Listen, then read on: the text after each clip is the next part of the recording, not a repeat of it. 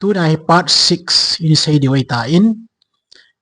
part 6 the sanctuary chu Jerusalem that temple ki tungdo ki dingham hi part 1 a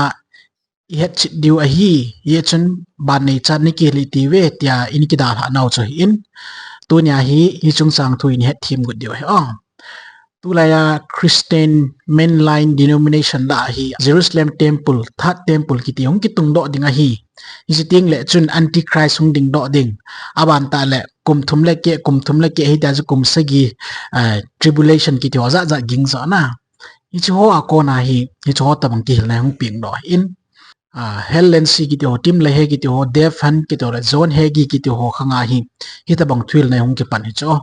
mo lo evangelical aban ta le baptist thu sei min thang ta chu ting ta la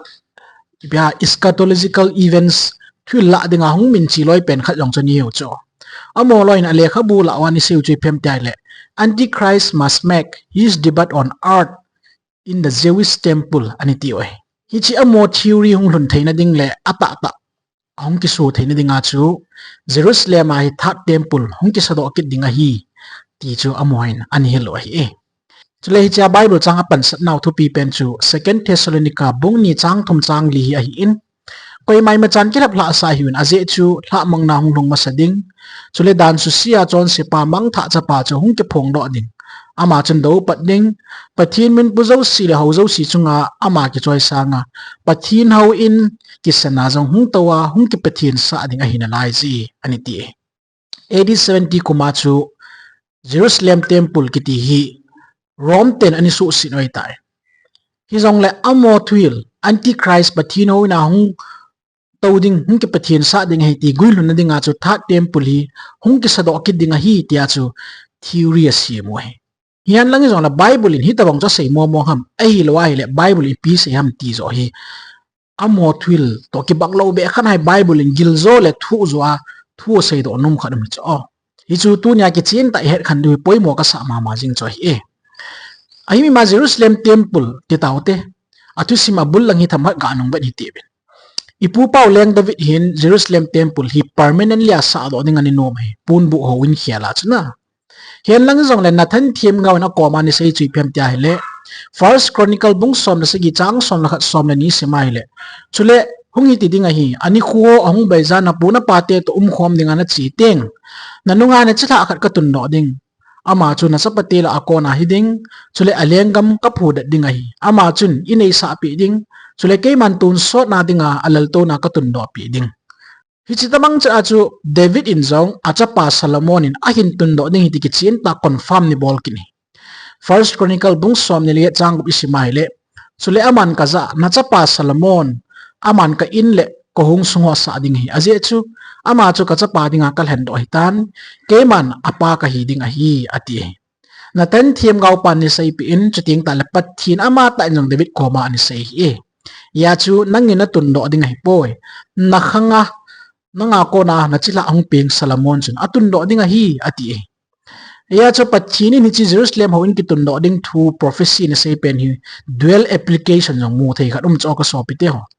hi chi dual application ki ti chu thil ko ni ne ti na hi chu na simple pe na sei dinga chu vetsa na patchini na thu tip banga chu Solomon chun hawin atun no ding he ti chu hi chu history dung zu ya hong di hi chu David chapa Solomon chu pathin hawin ta ta chu ni tun do hi chu ki chen ta pathin thu na sei hian langi jong le New Testament hi hung ti nga le Bible in ilung ngei tu khan hi thil chum be khana sif a khial no mum cho New Testament a chu ngai le David chapa di ta chu Jesus Christa hi a hin ki cho amma chun tun sop pathin lengam atun no dinga hi ati ya chu Jesus Christa chun pathino in khona ki so sanga thup pi zo lo pi zo amma ta sa ho in zo hi ingai tu theina di wa ilung thimu zo ong khel hi ti ki chen ta emu do sa cho physical temple pen chu spiritual temple zo a hi ilungelu hing khel sa cho Jesus ya chu zon bung ni chang som la ko pat som ni la khat isimai le chun Jesus na don bun an za wa hi cheu hi ni suchimun ke man ni thumin tung do ing kate ati he chun zu do hon hi chewin sa na dinga kum som li le kum ngup zen phat ki sulut ba nangin ni thumana tun do ding ong ati u cho na ai wa Jesus ni pi sei na ham ama ta sa hau in spiritual church ase na he ti cho chule Jesu Christa hin het diu kha chu Jerusalem hawin ki su sit ding thu hoi ni sei cho Matthew bung som ni le thum chang som thum leg erga sim le hin ve win na inu chu akam hil dinga no hona ke da la pi ta ve ani ti cho abala Matthew bung som ni le kha chang ni sim kin ai le chuin Jesun hawina ko na apo da chi le hawin ki sa dan ho chu vet sa ding a sei ri te hi nga ahung na hi lo pi ma man hi cho chi Jerusalem temple hina amu yo sing kidang ne sa ai di chu adi da the great controversy le kha bu ku sim leu chun hi chi Jerusalem hawin ki sa dan a lo pi dan jang hi ki sei su ke a thu pi dan chu Israel tia da go lu pe na hi jing ati chu ya chu amon chu ki sa pi pe na nei wa Jesu Christa ko ma chu thei nei ta dinga a lo pi dan javet sa oi ai wa Jesun a lung thimu chu le a hagau di munu chu ki chi ta na mon ipiti don bu na nongon hi chang hi na mu lo ham ke man ta be ka sei pi ni be hi ko ma hi sung su chim lawa khat chunga khat ki se thom him hung lo hil ding a hi ani ti mak bung som le li chang som nga le ge chi sim kin ala ama hin hi chi khut a ki sa ho in thing hi su sing ting ni thum sungin khuna sa lo a chom khat ka sa do kit ding a hi ati ka zaw ve ati win a hi chi ni pi vet sa ham Jerusalem ho in ki su sit ding Jesun ani sei hi judat te in Jesu chu Messiah chu apom ta po ve a thuil jong apom ta po ve officially rejection abol ta we ti ki chen ta vet sa na ni sei Jesu judat te ki hi lo wa chalaya cross a ki khat be pe na gu cha khat pang chuni dai sein lai cho Matthew bung som ni le se gi chang som li chu ve le chen nang ho in su sia ni thuma sa do kit nang ma ki hu hing tangem nang ma pathin cha pa ni le thing pela ko ne hung kum hlan ati wi nai Jesu Christa ni tabanga ta sa thu khat lagau thu dola gel dinga thu sei ho tabang hi juda ten an het thim lo ma tu la ya Christian tam pa le New Testament shima thu e thim thelo pathin hawa ki gel mi ki dim set cho adi dia e hola messianic New Testament pom ho lo hi veleu ch lagau thu khana New Testament teaching a bol pen hi apum het the mo lo ch ipem lagau na tiu cha ti jing cho Christa ta sa ho in cha sei nai di ki chen ta New Testament e ko mu wa ilungye lo hi ngai tu nai a khial cho ata ba apun bu ho in te taw te elo Jerusalem temple ho anna ke tong ho legen ki leina ni ki bol ho zo si Jesu Christa ama hin kule athi na chu gui lunga hi dan hi ki chen ta pathin tu nei mu sa cho 1 Corinthian bunga chang ski simleu chun tu anang ho chol su lo na hi bangu chun chang bung lum tha na hi na dingun chol lui chu thiên ngimun pei do izena mi ti le ikal chu kut sa tha dingun Christa ta chu aki that ta na hi choi lagau thungan chui cho ka so pi tyo kel ngui ani ki that gan cha ni ki that Messiah vet sa na ding an hi pen chu tu a chu Christa ma ta ki that thai ati cho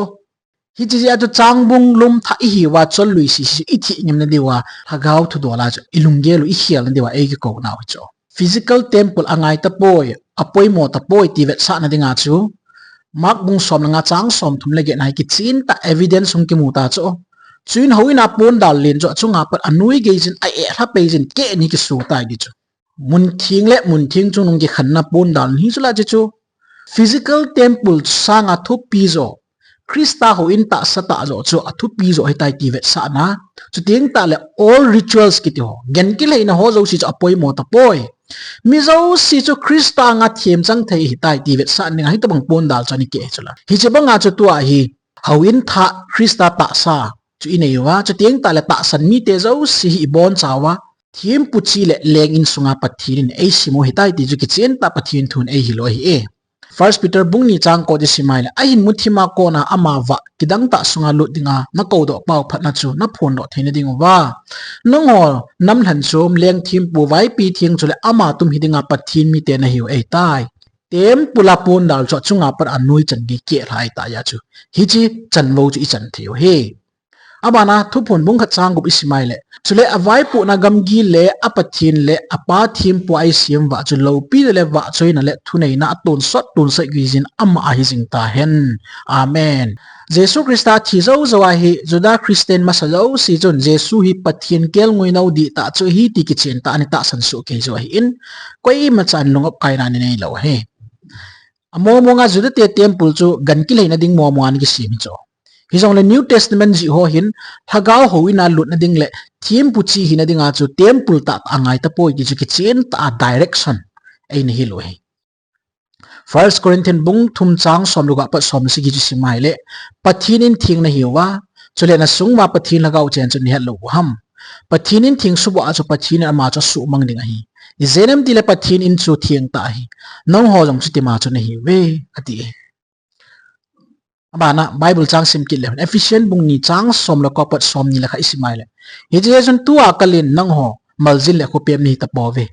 mi thiang te chen khom pi chule pathin in sumi te ni ta ve chule Krista ama ta in ning song a hin sol cha hole thim ga ho song si chunga nang ho ki sa do ni hi be in ki sa zo si chu ama to ki zop chi in hawin thiang hi dinga pakaya khang to in na hi wa hi ama a chu nang ho chang si jong thakat na ki sa khom ni bin thagawa pathin chen na khat ki do an hi ve aban sim kit lew han First Peter bung ni chang nga na a nong ho jong sung hing ho banga Jesu Krista wanga pathin san the dol ta thagaw gan haina to do a thim pu thing hidinga thagaw ina ki sa do ni ta ve ti chala how in ta be ki sa do ding thu ki sei na hi ta poi thagaw ina ki sa do na ding thu ki hil na e ta ba we his New Testament adoil atup cho hitai ta i hil naw chu hi oh hitabang ta Bible in kitsin ta e hil chin lai wa chu Christian tam ta hin Jerusalem hawin hi hung ki sa do kit te ding hoi lai Mount Zion ham ai lo le ipiham khat a chu Jerusalem hawin third temple hung ki tung do te ding hi ti tu la ya Christian tam ta ta san chun hi cho hian langi jong la ka sei nom chu Bible in thagaw in ki sa do ding a hi ati ai bawin physical temple hawin ta ta hung ki sa do ding thu a sei nai ta poi ti ju ki chen ta tu nai khil no mo hi thagaw thu do la gel twing le ngai tu ding khana New Testament e hil pe nu hi tu lai mi tam ta in ta sa thu dol nga na la te ten lai ki cho na i chu ichi hil naw pathin thu hila ko na ipam pet naw le hep na dinga kot lin da i hon naw hung ji cho ya chu tu nai chu thu hi het thim di hi ti chu ki chen ta a ve lai ki tip naw e Jerusalem a khun pathin hawin da na igel pe nu hung ki sa do ngia rong le galin ta ping ni chu hi ji ya chu pathin hawin ta tai thei lo de oh ya chui ta banga theory le ki hil na ki tipen hi ki hep nai bowin chule Jesu Krista in physical temple ki so dinga sei po in spiritual hagaw in zo tung do ding lek sa do dinga aman ani sei jing na pen direction chu twa yung kil na wa in mu chin doi tan ya chui ilung thim ingai tu ni lo si sif i bol di hi ti tu nya ki khial na kha ini di hi ti tu na ki ko na e ai le second Thessalonica bung ni chang lin a ki sei chui pi de ta pathin hawin sarang ke pathin sa ding ki depend chu Sanctuary a konson thu tam ta yung kil so ke ta ben 2300 days prophecy jong hingal kai ta be hi chi sunga timeline prophecy khat 1260 years sunga little hon ki choi sang nan thu chi ni sevin hi chi antichrist choi sang na ding thu chan sei nai pathin mun thinga dawin pathin thu ta jo sa sial mangin pathin thu hil di ta jo si cho amain church tradition in a khu khumin pathin mai wa lo pi ta chamman ama zo thuilin ani khu khumin mai wa do but lo in hatan hi chi mu thim khang sunga antichrist ani ki choi sanga cho ani sei na hin hi chi antichrist so tua ai ho pa wa he no papacy itu pop vai hom na hi ani he bo o so pite ho pop vai hom na hi tua ki chai jong ai po in tua hi Revelation 13 ku sim leu chun healing the wounds ki ti chu oh 1790 kuma athanei na khat ve ni ki chai pen chu an na pen chu na amaha ki su kha na pen chu twai hung dam che che tai ti chu tu pun mong som la thum ku simai le hi cha pa na ku Catholic vai hom na le pop thani na hi twai hung lal che ki ding lal rong lal hi ta chu banui le si pum pia thu nei vai hom jo si amang sunga kun su ke chu ya chu dark ages la ya thani na ta banga chu hung thanei ki ding ai hi chia hung thanei ding pa chu hi chu sol ta pon chi ni koi oh yet chit lo je wa chu hi cho ta banga hi physical temple third temple hoding poi ni sa ba Bible atum lo be 7 years tribulation na antichrist hungding Israel ang ki choice an ki tho po ki se ho chu so piti ho iwet na hi le ni za ta jong hi ki hep na lin ta mo mong cho hi ta banga chu antichrist ai ding le ko hem antichrist ni piti hep ding tu la ya GMFDI ho in Satan in pathim na pan thei poi ta ki hep ta bong hi cho pathin mina imacha Satan a bol thei poi ti ho ta banga ki lep naw ta banga na ki lep na gu cho Christian ti ho sami ai wanga dark ages to sim ho hi alo pi het beilam ta ai wanga Christian tam tan ata san nom lo hi cho thudi ai a chu a reject jiu cho amo ngai nom le amo ipya chinom na thuil pa jo cha ki tu sa nom je wa so hitabang force doctrine ho zo vanui to ki lol lol na the ho zo ai chinom mo cho mi hoi